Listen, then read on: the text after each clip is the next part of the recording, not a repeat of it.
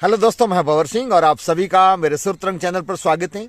दोस्तों, राजस्थान के इतिहास में वीर पुरुषों की गौरव गाथाएं भरी पड़ी है। आज मैं आपको ऐसे एक बहुत ही पराक्रमी और वीर योद्धा के बारे में बताने जा रहा हूं, जिनका कुल 3 बार अंतिम संस्कार हुआ। जी हां दोस्तों, सुनकर के तो हैरानी होती है, लेकिन ये सच्ची बात है। मैं दोस्तों बात करने जा रहा हूं आपको इस महान योद्धा की, जिसका नाम था बल्लू जी चंपावत। जी हाँ दोस्तों, बल्लू जी चंपावत को कौन नहीं जानता। राजस्थान के इतिहास में उनका बहुत बड़ा नाम है। तो आइए दोस्तों, मैं आपको बताता हूँ इतिहास बल्लू जी चंपावत के बारे में।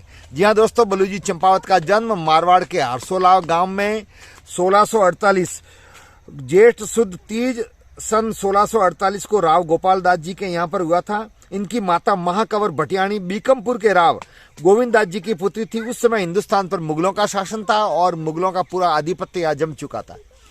उस समय दोस्तों मारवाड़ के महाराजा थे गज सिंह जी प्रथम, और महाराजा गज सिंह जी प्रथम के दो थे, सबसे बड़े थे अमर सिंह जी और उसके बाद में जसवंत सिंह जी। तो महाराजा गज सिंह जी ने बल्लू जी चंपावत की वीरता के बारे में सुना, तो उन्होंने मारवाड़ बुलाया और अपने दोनों पुत्रों को प्रशिक्षण देने का और उनको शस्त्र विद्या सिखाने का दायित्व उनको सौंपा। चूंकि अमर सिंह जी बड़े थे तो अमर सिंह जी के भी वो खास थे, लेकिन बाद में जाकर के महाराजा गज सिंह प्रथम ने मारवाड़ के राजा घोषित किया जसवंत सिंह जी को, जो छोटे थे, और उनको जो अमर सिंह जी थे उनको नागौर दिया गया रियासत।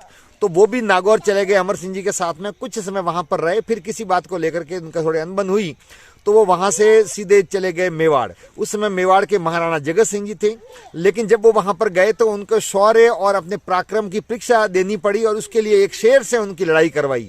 हालांकि उन्होंने शेर को मार भी दिया, लेकिन बाद में बल्लू जी जैसे वीर योद्धा को ये बहुत दुख हुआ कि मेरी वीरता की परख तो मैदान में होनी चाहिए थी, इसकी जगह उन्होंने मुझे एक जानवर से लड़ाई करवाई।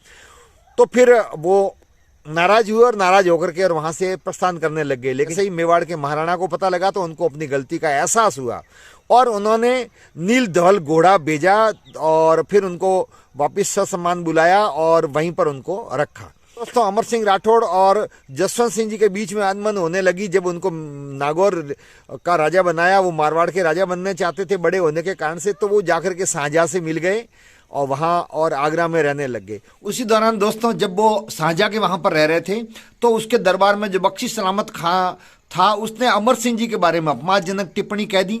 वीर अमर सिंह ने उसी समय बख्शी की हत्या कर दी और उसके बाद सन 1701 सावन शुद्ध दूज अर्थात 25 जुलाई सन 1644 को आगरा के इसी किले में विश्वासघाती अर्जुन गौड़ ने वीर अमर सिंह राठौड़ का वध करके बादशाह के आदेशानुसार उनके पार्थिव देह को किले के बुर्ज पर रखवा दिया था।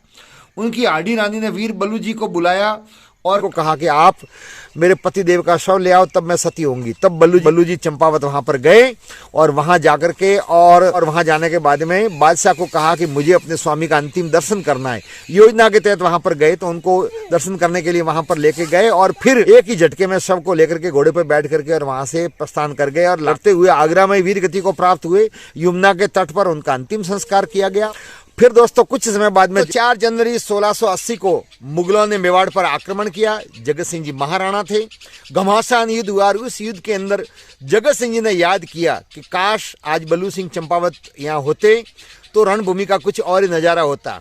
इतना कहते ही याद करते ही वो तत्काल अपने नील धवल घोड़े पर बैठ करके हाजिर हो गए और जो वीरता और पराक्रम उन्होंने दिखाया वो अपने आप में अद्भुत था। नील धवल घोड़े पर बैठ करके लड़ते लड़ते वीर गति को प्राप्त हुए और देवारी घाटे में उनका अंतिम संस्कार किया गया, जहां उनका वहां पर भी चबूतरा बना हुआ है।